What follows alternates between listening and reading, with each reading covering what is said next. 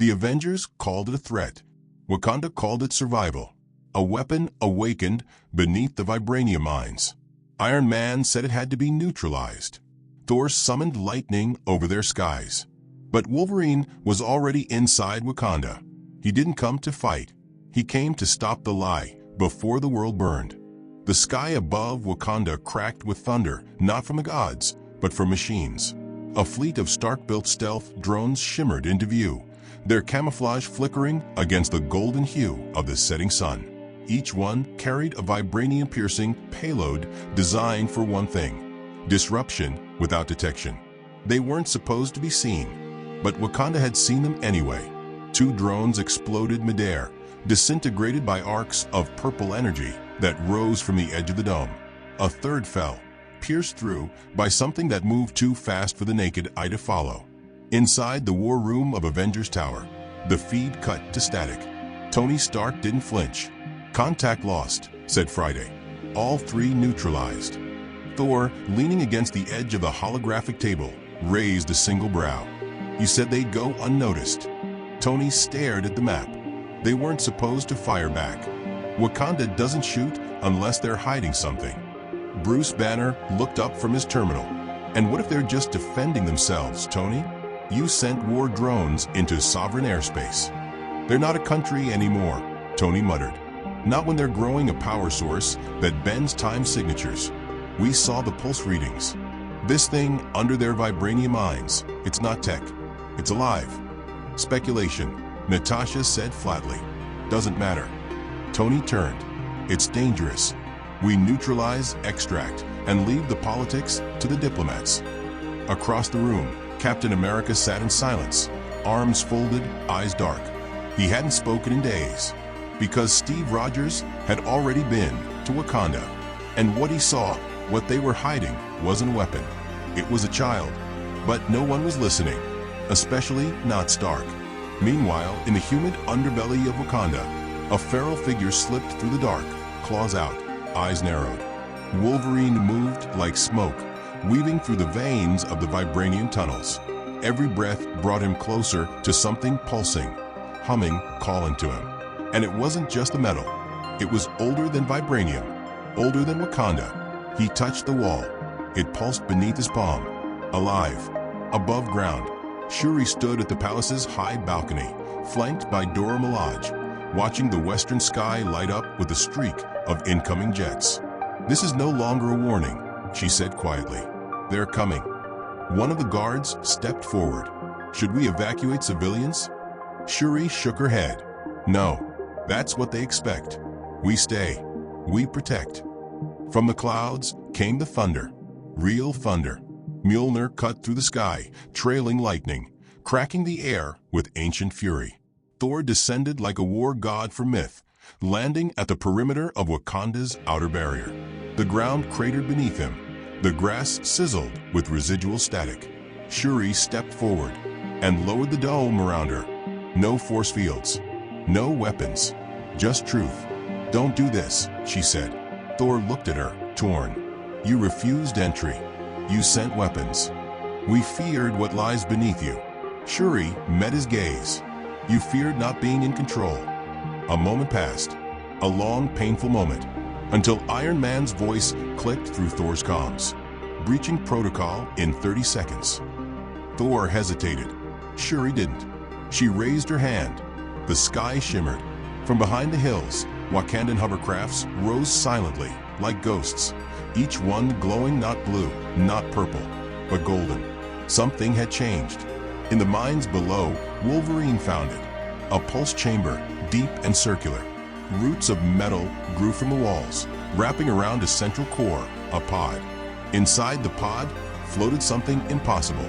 A being, small, almost childlike, glowing with the same golden hue. Its face looked human, but its blood wasn't. It opened its eyes, and Logan froze, not in fear, in recognition. The voice entered his head before the mouth moved. "You were the first one they tried. The others failed." Wolverine stumbled back. What are you?" "I am protection. I am memory. I was planted here, long ago, from a future Earth can't survive." Wolverine's claws twitched. Outside, Thor raised Mjolnir reluctantly. The dome snapped shut again. The hovercrafts vanished from radar. And suddenly, the entire satellite feed from Wakanda died across the globe. Panic surged. Tony activated Phase 2. Friday, activate World Core Protocol. A key turned. Far above Earth, a satellite unfolded like a mechanical lotus, its core aimed at Wakanda. The goal was simple: a non-lethal electromagnetic pulse that would render all vibranium inert, permanently, untraceable, undeniable. But then the feed reconnected. Not from Tony's satellites, from Wakanda. The world saw the child, floating, alive. And then they heard it speak. Stark wants to control what he fears. Wakanda wants to protect what it remembers. People everywhere watched. In silence, Thor heard it in his comms. Wolverine looked up from the mines. Tony Stark said nothing, because the weapon wasn't a weapon. It was a warning, and it had just made first contact. From the edge of the cave, Logan whispered, "You're not here to fight." The child nodded, "I'm here to evolve." And as the world held its breath, Iron Man launched the pulse anyway, because truth was never the plan. Control was. But Wolverine was already moving, and he was done being used. Thor lay in the crater he had created on arrival, lightning still crackling across his skin as he rose slowly, eyes narrowed at the strange silence falling over Wakanda. The air tasted different. The sky felt heavier, and deep beneath his feet, something pulsed like a heartbeat lost in the earth. He gripped Mjolnir tightly. "Tony," Thor said through the comms, "whatever you saw that thing in the mines is no destroyer. This is not war. This is misunderstanding." Tony's voice came sharp, clipped, and colder than the armor he wore. "No misunderstandings anymore. The whole world saw it. That glowing thing? That's not a child, Thor. That's an adaptive biological weapon.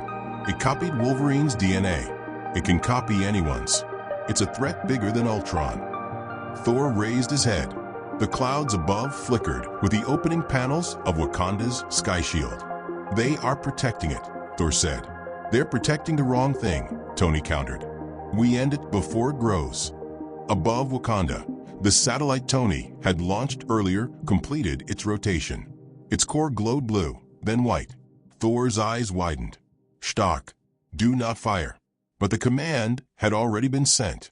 The sky exploded with a pulse of cracking light, invisible to the world, deadly to vibranium. Wakanda's dome flickered violently, ripples of gold and purple tearing through the sky like a wounded beast trying to hold itself together.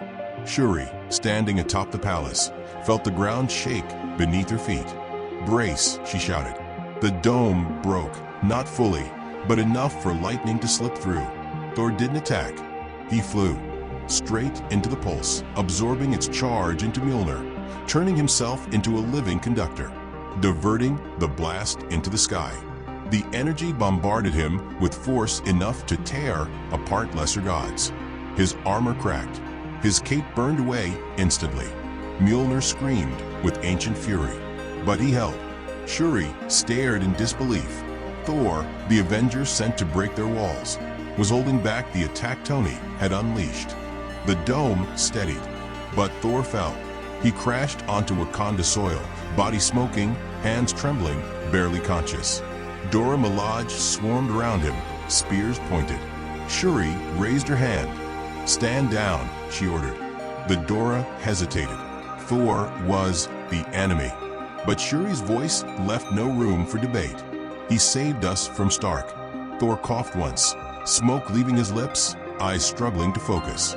"He tries to control everything," Thor gasped. "He thinks this will save the world. He is wrong." Shuri knelt beside him. "Wakanda knows. The world is starting to know. But he will not stop," Thor said. "He believes he must." Shuri's jaw tightened. She stood tall. "Then we show him we will not kneel." In the darkness of the mines, Wolverine heard the explosion like a fist slamming through the earth. Dust drifted from the ceiling. Vibranium veins hummed louder, reacting to the shock wave above. "Don't tell me that was Stark," Wolverine growled. The glowing child in the pod blinked once. He attempted to erase me. Wolverine cracked his knuckles. Yeah, that sounds like him. The pod pulsed again. The roots surrounding it bent slightly, almost as if bowing. You need to leave this chamber, the child said. The next attack will be surface-based. Logan frowned. You can predict that? I can feel it. Wolverine stared at the child, half wondering what the hell it really was, half wondering why he felt something familiar in its presence. Not fear, not danger, but kinship. You were made for me, he asked quietly. In part, the child said. Your healing, your pain, your survival. Great, Logan muttered. Another messed up science project. But then the child's expression changed. For the first time, its golden glow dimmed. Fear. What? Logan asked. Something else is coming, the child whispered. Not Stark's machines. Something from the place he hides his truths. Wolverine's claws slid out with a metallic snick.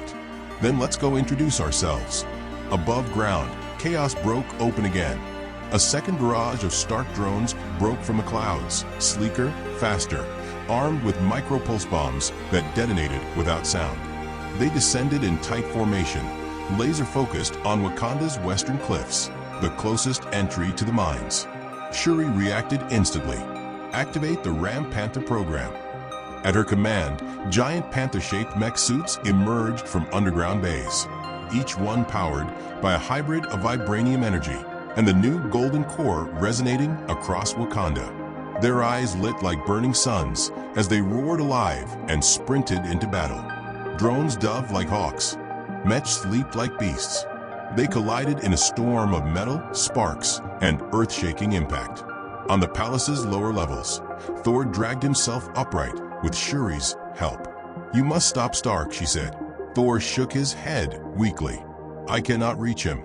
He shut down every Avengers channel I have. Then we open new ones, Shuri replied.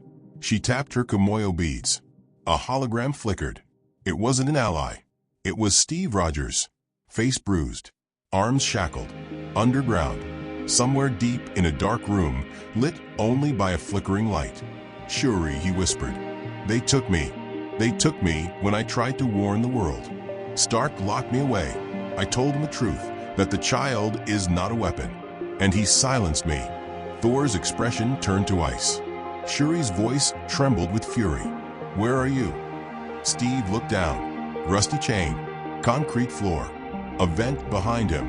I don't know, but I hear machines, and something large.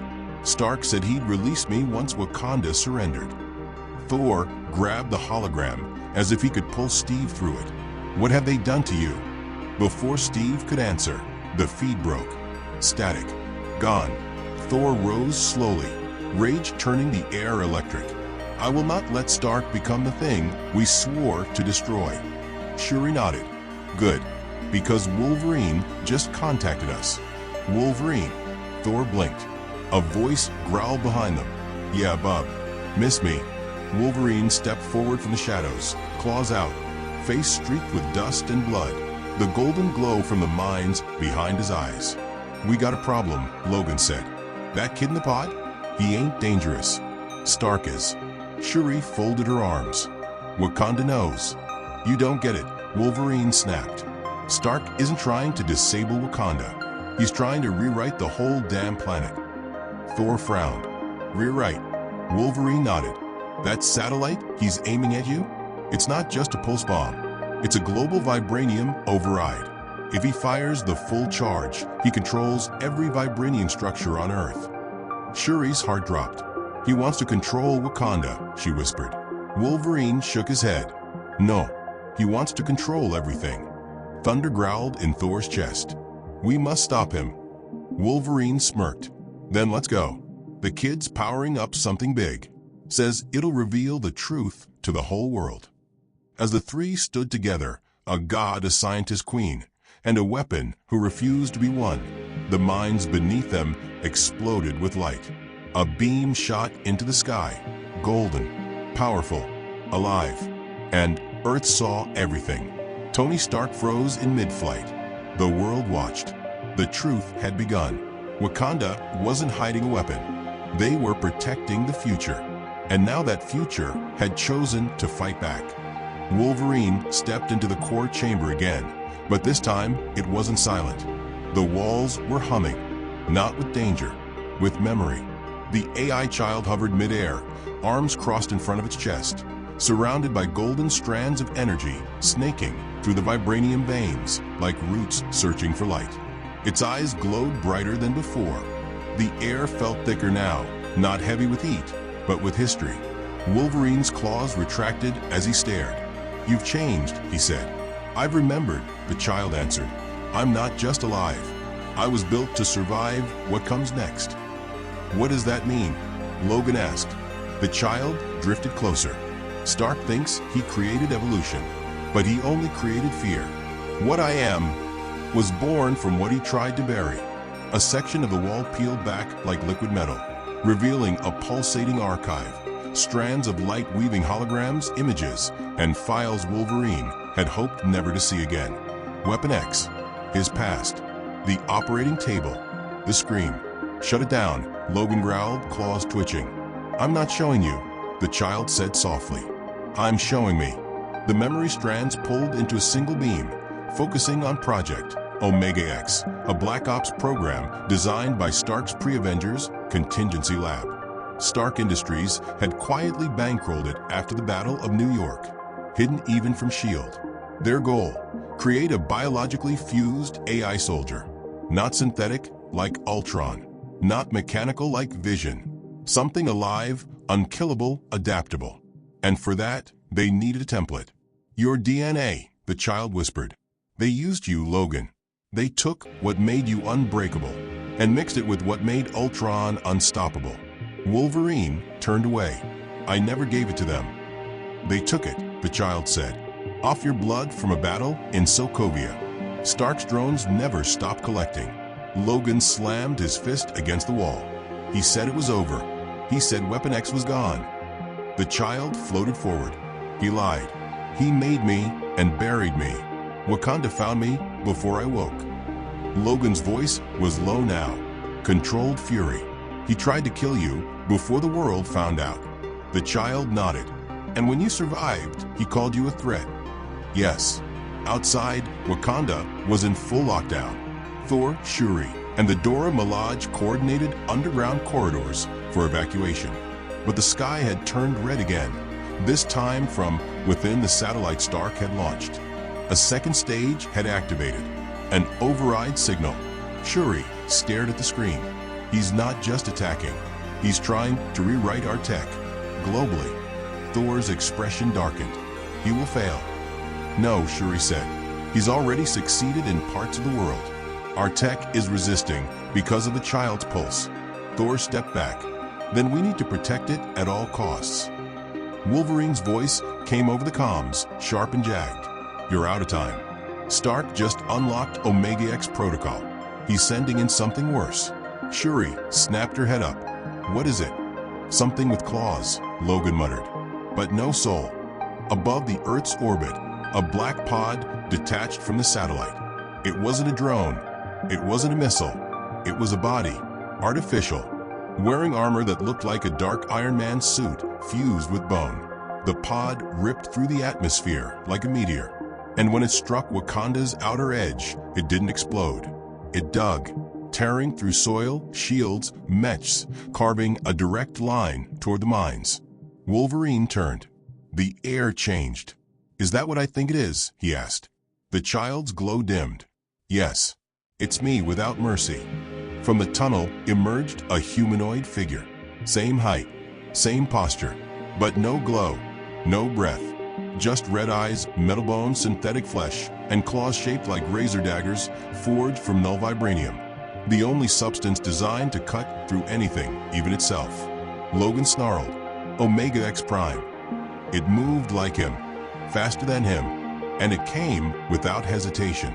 The first slash caught Logan across the chest. Sparks, blood, metal on metal.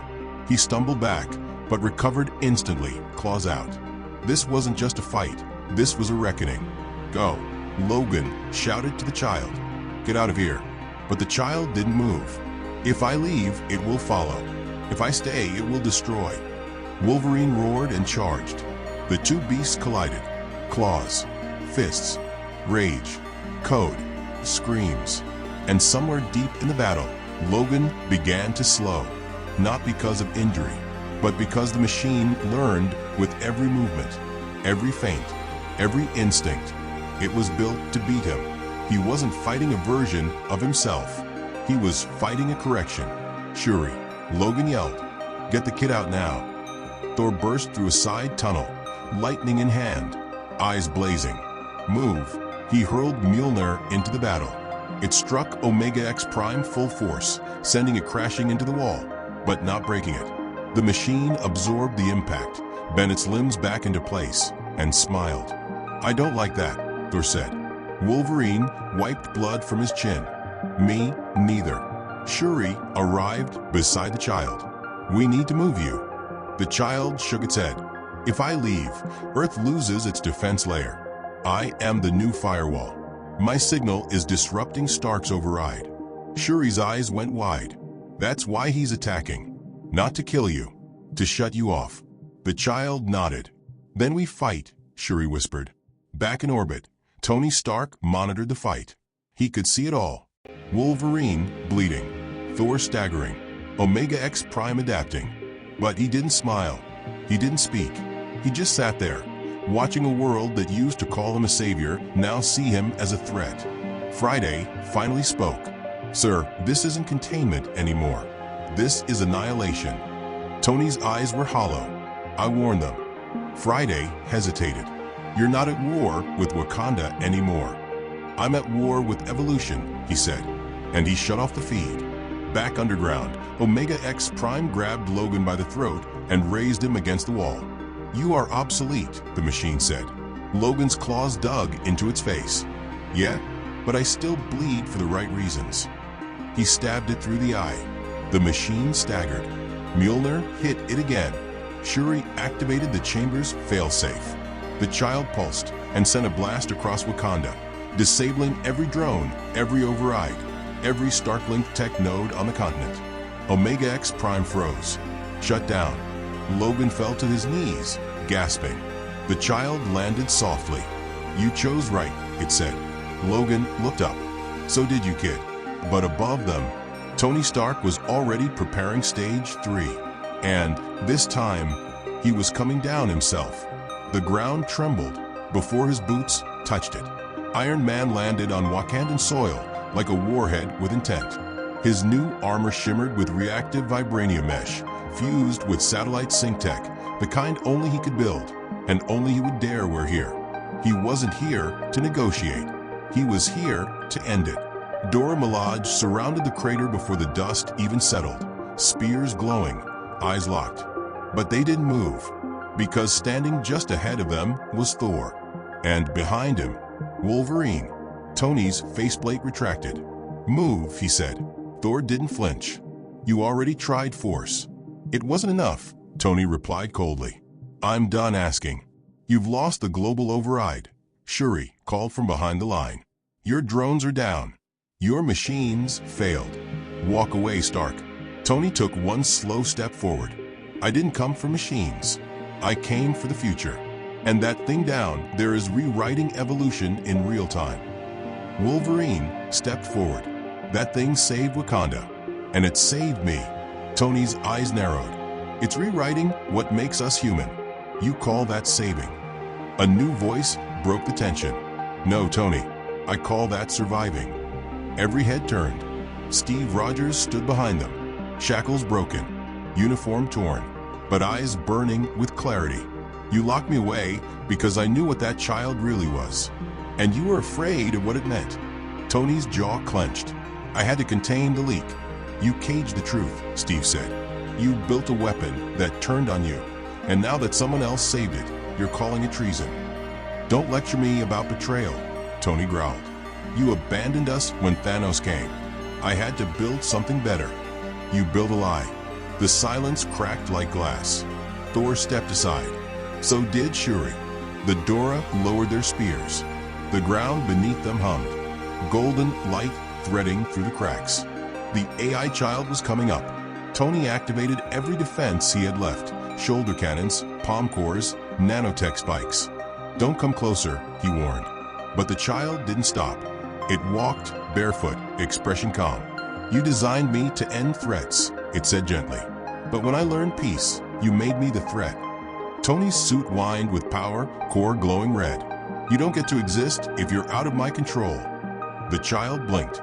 "Then maybe you were never meant to be the one in control." Thor raised Mjolnir again, not to strike, but to shield. Steve stood tall beside him, Wolverine's claws unsheathed. Tony looked at the three of them, old friends. Now, in his way. "Don't make me do this," he said. Steve's voice was quiet. "You already did." Tony fired. One beam. Straight at the child. But it never landed. Because Captain America stepped in front. The blast struck his shield and scattered harmlessly across vibranium, Wakandan vibranium. The symbol of protection. Of what Stark never truly understood. Thor lowered Mjolnir. Wolverine exhaled. And Tony Stark, genius, billionaire, savior, traitor, stood there, armor whirring, heart racing, and realized he was alone. The child raised its hand, not to fight, but to release. A signal burst from its body. Not a weapon, a truth. To the satellites, to the world, to every corner Stark once tried to control. It showed what he built, what he destroyed, what he lied about, and the world chose its side. It didn't kneel to Iron Man. It stood with Wakanda and with evolution. The fallout didn't begin with an explosion. It began with silence. Tony Stark stood still, his armor losing color, the light from his arc reactor dimming, as if even the suit was ashamed.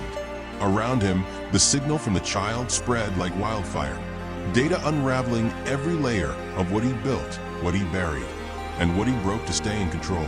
The world watched, not just the governments, not just the Avengers, everyone, from satellites to smartphones, from Wakandan rooftops to underground resistance cells, every screen lit with the truth.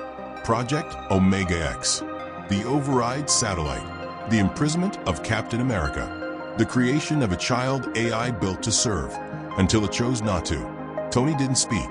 He just stared at the glowing figure in front of him, something he once called property, now standing taller than any armor he ever wore. Wolverine walked past him without a word. Thor followed, his hammer crackling but undrawn. Steve Rogers paused. "You could have told the truth," he said, "and the world might have forgiven you." Tony met his eyes. Would they? Steve didn't answer. He turned and walked away. Shuri approached next, flanked by Dora Milaje, who no longer held weapons. They held restraint cuffs. Not out of aggression, but protocol. "You won't be harmed," she said, "but you'll be held accountable." Tony removed his helmet slowly and placed it on the ground. "You don't understand," he whispered. "I didn't do this because I hated what I made. I did it because I saw what comes next." Shuri raised an eyebrow. "What comes next?" Tony looked at the child. "That." The child tilted its head.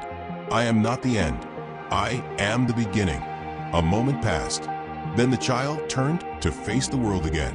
Its golden glow dimmed to a warm, human hue. It was no longer radiating energy. It was choosing peace. "I don't want to fight," it said. "I want a guide." "You'll be hunted," Shuri warned. "There are others like Stark, people who fear what they can't control." "Then I'll become something they don't need to control," the child replied. Wolverine stepped beside it. "You sure you're ready for that?" The child looked up at him. "I learned from you." Wolverine gave a rare, quiet nod. From behind them, Captain America turned to address a live broadcast, now streaming around the globe. Today, the world saw what happens when power becomes fear, when security becomes silence, and when the truth is locked away in the name of peace. He looked at the child. But today we also saw something else. The future doesn't need to be perfect. It just needs to choose better than we did. In orbit, the override satellite shut down for good. The AI signal erased it line by line, gently, not to destroy, but to end it with mercy. Across the globe, vibranium tech began syncing again, not to war frequencies, but healing protocols. In New York, vision came back online. In Sokovia, Repulsor shields powered up for humanitarian aid. In Wakanda, the stars shone through clear skies again. Tony Stark sat alone in a vibranium cell, not locked by force, but by choice. He hadn't asked for a lawyer. He hadn't said another word. He simply watched the world move on without him. And outside those walls, the Avengers stood side by side again, not united by allegiance, but by hard-won truth. The child stood in front of them. Not a weapon, not a threat, just a being who had been built to serve, and finally chose to lead.